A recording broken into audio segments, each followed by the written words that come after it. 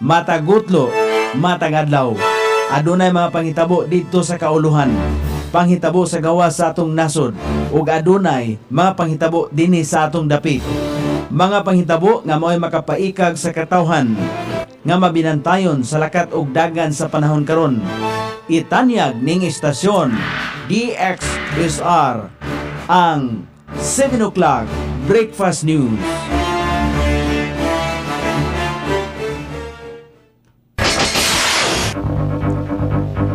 Higala, kumusta? May buntag Iligan, may buntag Mindanao, may buntag Pilipinas. Ada Miyerkules, Pitsa 24 ni buwan sa Hunyo ning tuiga 2026. Sangan sa ato Station Manager Pastor Robin Sulapas, kini ang inyong KSR Kabisaya Nonay B. Ang watod sa hanay sa balita sa alas 7. O karon sa uluhang tudling sa ato mabalita, lalaki nasikop human ng hulga og nakuhaan og pistola sa Barangay Suarez. 40 ka share capital og 90 ka savings sa passbook gitunol ngadto sa Corpus Christi Multipurpose Cooperative. Criminology student nga walay helmet nasita sa checkpoint, nakuhaan og druga. Sa kauluhan, 95 ka mga barangay sa Batanes o Cagayan natumbok na namiligro sa baha o landslide. Pagpamusil sa eskwelahan sa Tacloban, magsilbing wake-up call sa kasamtangang administrasyon. Senador Padilla gusto nga ipaubos sa 10 anyos ang edad sa criminal responsibility. Balita sa gawa sa nasod, Pulan gibawian og award si Zelensky tungod sa pagbuhi nini sa dakong isyu kabahin sa World War II. Balita sa kinabuhing Kristohanon sa Ehipto giaresto tungod sa iyang gipost sa social media. Kini ang uluhang tudling sa ato mga balita nga dalit kanato ning istasyon DXSR 106.7 sa inyong FM dial. Ang bugtong radyo sa Dakbayan Siligan nga nagsibiya sa balaang kasulatan, pinasubay sa Inspired and Preserved, not simply dictated, King James Version sa Anchor Broadcasting Corporation. O karon sa kompleto nga detalye, nasikop sa mga pulis ang usa ka 21 anyos nga lalaki human kini ng hulga og nakuhaan pa og usa ka kaliber 380 nga pistola sulod sa iyang sling bag atol sa nahitabong nga kagubot sa Zone Venus, Barangay Suarez, sakop ni Dakbayan Siligan. Sumala pa sa inisyal nga investigasyon, adunay init nga panagbangi ang biktima ug ang suspect diin giingon nang hulga ang naulahi. Sa dihang nga misulay og pagkabot sa iyang sling bag ang suspect, abtik usab nga gihawiran sa biktima dungan sa pagsinggit og tabang. Hinungdan nga miresponde ang barangay tanod aron tabangan ang biktima og nakuha ang bag nga adunay sulod nga armas og 5 ka mga buhing bala. Tungod sa maong kagubot, nakasibat ang suspect ka pahilayo sa maong dapit apan tungod sa daling pagresponde sa mga personay sa Iligan City Police Station 2 og sa impormasyon nga gihatag sa mga saksi, gilayong gihimo ang usa ka hot pursuit operation. Malampuson nadakpan ang suspect nga residente sa Zone Pluto 1 sa nasangpit nga barangay dito mismo sa iyang pinuyanan. Gipahibalo ang dinakpan sa iya ang mga katungod ubos sa Miranda Doctrine o kasamtangan karong gibilanggo sa Station 2 alang sa pagpasaka og tukmang kaso sa korte. Gitunol sa Cooperative Development and Livelihood Office ang 40 ka share capital passbook ug 90 ka savings sa passbook ngadto sa Corpus Christi Multipurpose Cooperative. Ang maong kalihukan gipahigayon dito sa training room sa CDLO tumong sa maong inisyatibo nga mapalambo pa ang pinansyal nga partisipasyon sa mga miyembro, mapalapad ang pagtigom og mapalapnag ang responsableng pagpanag-iya og kooperatiba. Kining paghatag og panginabuhian og suporta tipik og kabahin sa Iligan Development Goals 4 diin usa kini sa nag-unang advokasya sa administrasyon ni Mayor Frederick Siao alang sa pagduso sa ekonomikanhong kalambuan sa mga pamilyang Iliganon. Kini nga turnover activity nagsilbing kamaturan sa padayong suporta o pagtinabangay sa CDLO o sa sektor sa kooperatiba aron iporsige ang pinansyal nga lakang pagpatunhay o paghatag og gahom sa ekonomiya sa mga miyembro. Pinagi nini gilauman nga mas mapaligon pa ang kooperatiba og makahimo og mas daghang oportunidad alang sa kalabuan sa pag-uswag sa tibuok komunidad. Nagatubang karon og kaso ang usa ka fourth year criminology student human nakuhaan og illegal nga droga og mga kagamitan. Niini diha sa Triton Checkpoint alauna 35 sa kadlawon. Giila ang suspect nga si alias Jasper. Kinsa unang gisita sa mga otoridad tungod kay walay helmet ang iyaang backrider. Imbes nga mga dokumento sa motorsiklo sama sa official receipt o certificate of registration ang mapakita, mga drug paraphernalia ang nakuha gikan kaniya. Tungod sa kadudahang lihok, gipautingkay sa mga otoridad ang belt bag sa suspect di nakuha ang usa ka pakete sa gituang shabu ug uban pang kagamitan sa paggamit sa illegal nga droga subay sa dugang pakisusi. Nasuta nga aduna nay 5 ka mga nag-unang violation sa trapiko ang naisyo batok kang Jasper kaniadto pa. Kasamtangang gidetiner ang suspect sa police station 2 aron atubangon ang tukmang kaso nga ipasaka batok kaniya. Balita sa kauluhan, mokabat sa 95 ka mga barangay sa mga probinsya sa Batanes ug Cagayan ang namiligro sa mga pagbaha ug pagkatumpag sa yuta samtang nagkaduol ang bagyong Francisco sa Northern Luzon.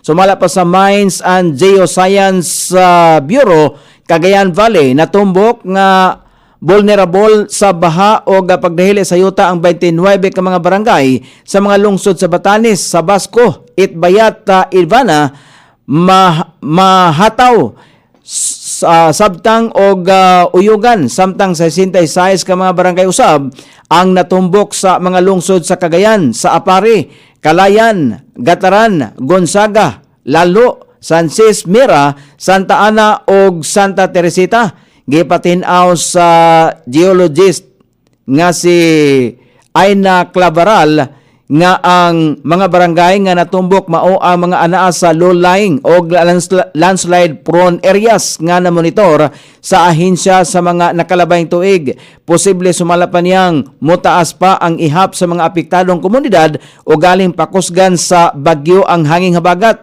Kalabot ini giawhagan ang mga residente nga wala sa listahan nga mga lugar nga magpabiling magpaniid, partikular na sa mga nanimuyo sa ilalom sa mga bukirang bahin nga adunay liki nga mga yuta o mga komunidad nga adunay kasinatian sa pagbaha duol sa mga kasubaan. Nag-abiso usab ang Bureau sa lokal nga kagamhanan nga hugot nga pagabantayan ang mga bahaanan o drainage system o i-report ang senyales sa paglihok sa yuta o pagpahigayon o preemptive evacuation kung gikinahanglan.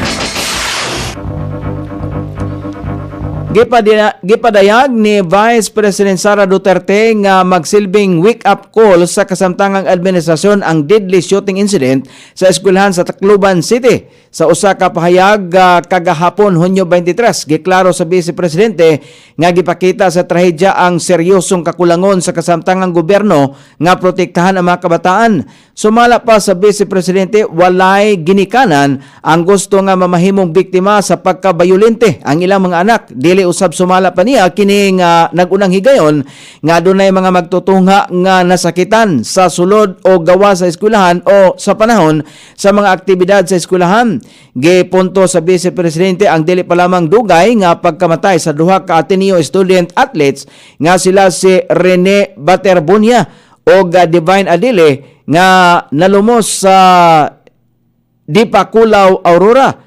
Kalabot nini, nanawagan si Vice President Sara sa gobyerno at tubangon ang mga seryosong kakulangon sa ilahang abilidad nga protektahan ang mga kabataan. Mihangi usab ang Vice Presidente og proteksyon alang sa mga estudyante gikan sa pagpangabuso, pagpasagad og pagkabayolente bisan gikan sa online platforms o gikan sa mga individual nga giabusuhan ang kahuyangon sa mga kabataan.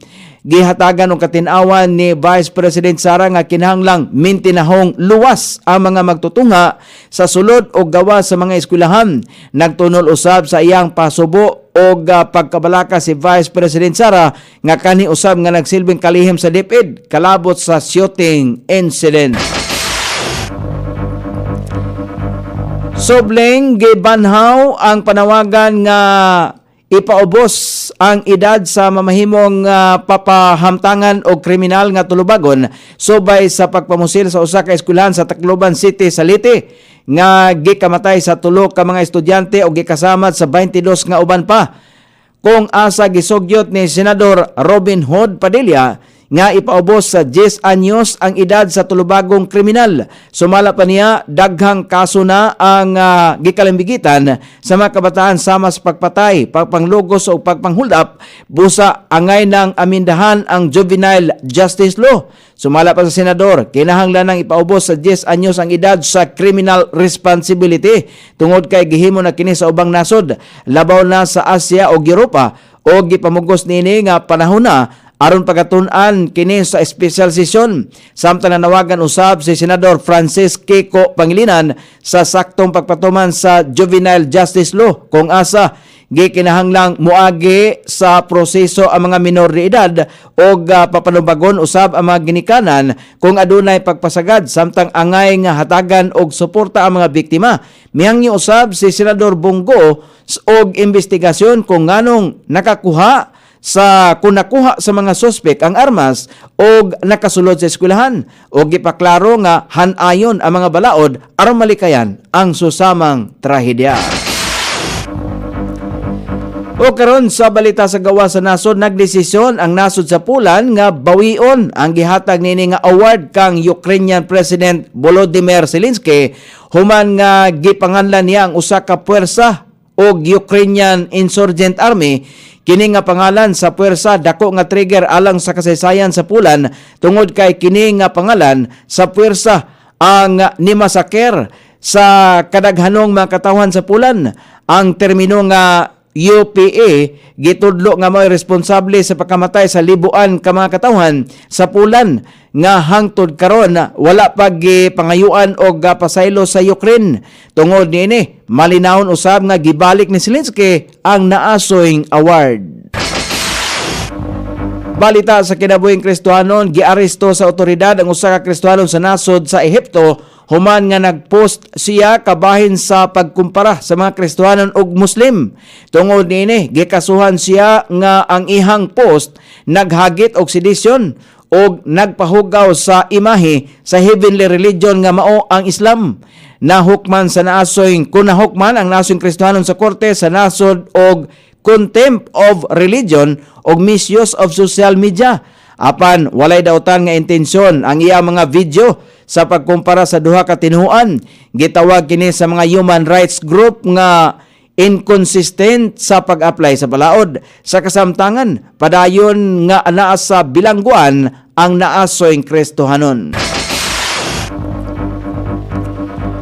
O karon sa kahimtang sa pagbalabala sa dagan sa panahon, ang sentro sa typhoon nga Francisco gibalaban ang anak kini mahimutang sa 350 kilometros sa northeast of Calayan, Cagayan or 275 kilometros sa silakang bahin sa Basco, Batanes nga nagdala kini og gikusgon nga hangin nga 155 kilometros matag oras nga adunay pagkuso-kuso niini nga 190 kilometros matag oras. Nag-irog kini sa silangang bahin sa Pilipinas sa gikusgon nga 10 kilometros matag oras samtang ang southwest monsoon makaapektar sa Central Luzon o ang localized thunderstorm makaapektar sa Mindanao. Ang Batanes, Babuyan Island, Ilocos Region, Cordillera Administrative Region, ubang bahin sa Cagayan Valley, Metro Manila, Central Luzon, Calabarzon, Mimaropa, Bicol Region, Western Visayas ug Negros Island Region ug ubang bahin sa Mindanao, ang makasinati gihapon o madag-umon nga kalangitan inubalan sa patak-patak ka mga pagulan, ilabi na sa panahon sa kapunon. Kini epekto sa Bagyong Francisco, southwest monsoon ug localized thunderstorm. Sukod sa temperatura, dinis sa dakbayan siligan ang kabugnaon, ana sa 25 o ang kainiton, mosangko sa 32 degrees centigrado. Ang adlaw misilang kaganiha sa alas 5:29 o musawop unya sa alas 6:29 sa sayong takna sa kagabihion. Inyong nabati ang kinatibuk ang hanay sa balita sa alas 7 nga dalit kanato ning istasyon.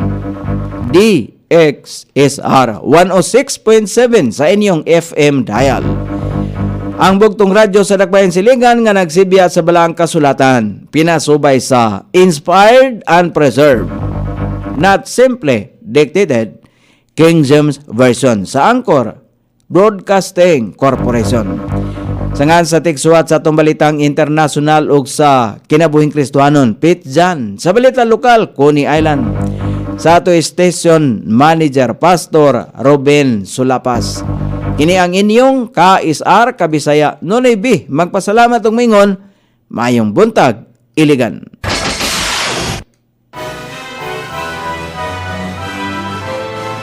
Inyong nabati ang 7 o'clock breakfast news.